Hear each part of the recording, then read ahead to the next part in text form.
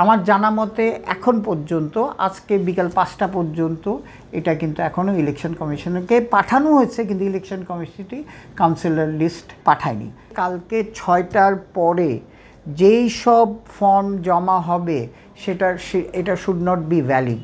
এটার যদি হয়ে থাকে তাহলে আপনারাই হচ্ছেন জাজ যে এটা কি নৈতিক না অনৈতিক। নিয়মের বাইরে গেলেই আপনার প্রবলেম হবে। আমি আপনাকে যেই হোক কারো পার্সোনালি আমি বলতেছি না, কিন্তু আমরা লাস্ট ২০ বছরে আমরা অ্যাকচুয়ালি ফ্যাসিলিটি ওয়াইজ আমরা যদি ঠিক কাজটা করতাম তাহলে আপনার আরও একটু বেটার লেভেলে যেতাম। কিন্তু আমরা চাচ্ছি বাংলাদেশ টিম খেলবে, কম্পিট করবে, অস্ট্রেলিয়া, ইংল্যান্ড, অন্যান্য সব কান্ট্রিজতে আমরা চাই। আমাদের যে সাপোর্ট, আমাদের সবচেয়ে বড় দুটো জিনিসে কিন্তু ভেরি বিগ হচ্ছে, একটা সাপোর্টাররা আমাদের অসম্ভব পপুলারিটি ক্রিকেট আছে বলে সাপোর্ট এটা, প্লাস আপনারাও ভেরি এরকম। কিন্তু অন্যান্য দেশে সবসময় আমরা জানি যখন অন্যান্য ইন্টারন্যাশনাল টুর্নামেন্টগুলি হয় বাংলাদেশ থেকে কিন্তু হাইস্ট জার্নালিজম যায়। তার মানে কি ইন্টারেস্টটা is so high in this country. So এইটার ইউটিলাইজ করে আমরা যে লেভেলে যাওয়া উচিত ছিল সেই লেভেলে আমরা যেতে পারি না, just because of the facility. Mirpur ছাড়া অ্যাকচুয়ালি ভালো উইকেট বা বিকেএসপি ছাড়া এই ২-৩ জায়গা ছাড়া আমাদের কিন্তু ফ্যাসিলিটি, আমাদের প্রতিটা ডিস্ট্রিক্টে আমাদের একদম ইন্টারন্যাশনাল লেভেলের ফ্যাসিলিটি বাড়ানো দরকার। যেহেতু আমাদের কাছে এখন ফান্ড আছে, আপনারা জানেন যে কালকেই আমরা বলেছি প্রায় ১৪০০ কোটি টাকা, মানে ৫০০ কোটি টাকা আগের থেকে এই বোর্ড রেখে যাচ্ছে। তো সুতরাং আমার মনে হয় যে next board should concentrate in development of Bangladesh cricket, যেটা জিম বলেন আর ইনডোর বলেন আর গ্রাউন্ডস বলেন আর উইকেট বলেন, প্র্যাকটিস উইকেট বলেন। কালকে রাতে আমাদের দেওয়ার কথা ছিল বাই 6:30, হ্যাঁ, সেটা আমরা দিতে পারি নাই, হ্যাঁ, কারণ আমাদের নিয়মটা অ্যাজ পার কনস্টিটিউশন নিয়মটা হচ্ছে একটা ইলেকশন কমিশন কিন্তু একটা স্কেজুয়াল দিয়ে দিয়েছে, সেই স্কেজুয়াল অনুযায়ী আমরা ফেল করেছি। কারণ কালকে 6:30টায় এইটা বোর্ড ওয়াজ সাপোজ টু 7টার মধ্যে ফরওয়ার্ড করা থেকে ছিল। আমার জানা মতে এখন পর্যন্ত আজকে বিকাল ৫টা পর্যন্ত এটা কিন্তু এখনও ইলেকশন কমিশনকে পাঠানো হয়েছে, কিন্তু ইলেকশন কমিশনটি কাউন্সিলর লিস্ট পাঠায়নি।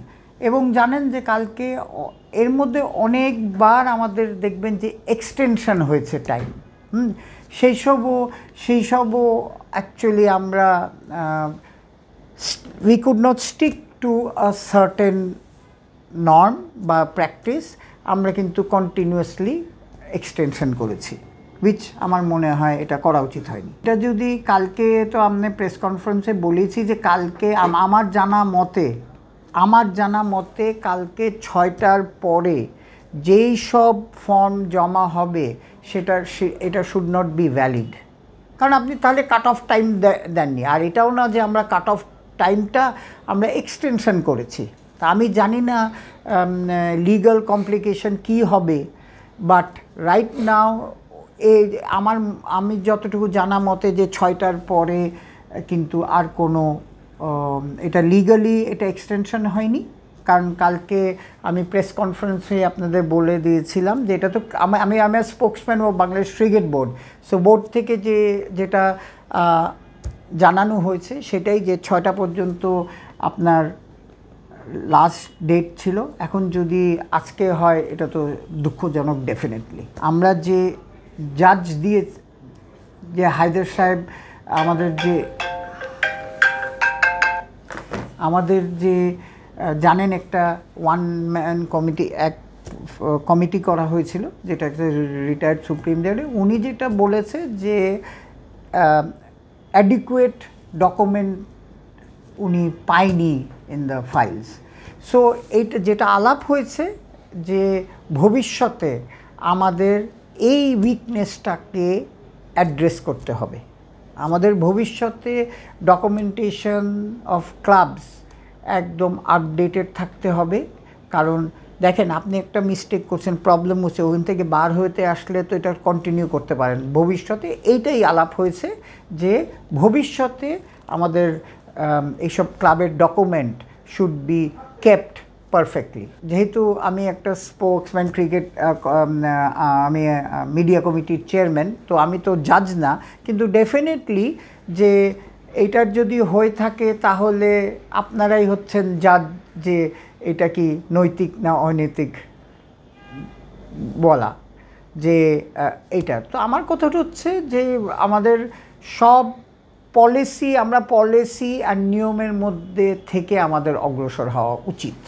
আমরা জানি না, কালকে রাত্রে প্রেস কনফারেন্স পরে আমি যতটুকু জানি যে আজকে এই লিস্ট করে আজকে লিস্ট পাঠানোর কথা আপনার এটা আমাদের ইলেকশন কমিশনার যেটা গতকাল 7টার মধ্যে পাঠানোর কথা ছিল, সেটা আমার জানা মতে আজকে সকালে যাওয়ার কথা ছিল। সকালে যাওয়ার পরে এতক্ষণে আমরা লিস্টটা পাওয়া উচিত। আমি অনেকবার চেষ্টা করেছি যোগাযোগ করতে, জানার জন্যে, তো এখনও কোনো সদুত্তর পাইনি। নিয়মের বাইরে গেলেই আপনার প্রবলেম হবে, নিয়মের বাইরে। তো আমাদের সবারই উচিত, যারাই আসি আমরা, আজকে আমি বলেন বা আপনি বলেন, যারাই আসি আমরা we should stick to the রুলসটা কি, আমাদের যে ডকুমেন্ট আছে, কিন্তু একটা ক্লিন কাট একটা ডকুমেন্ট আছে, এই ডকুমেন্টের বাইরে আমরা যাওয়া কোনো মতেই উচিত না। কয়েকটা বোর্ড মিটিংয়ের আগে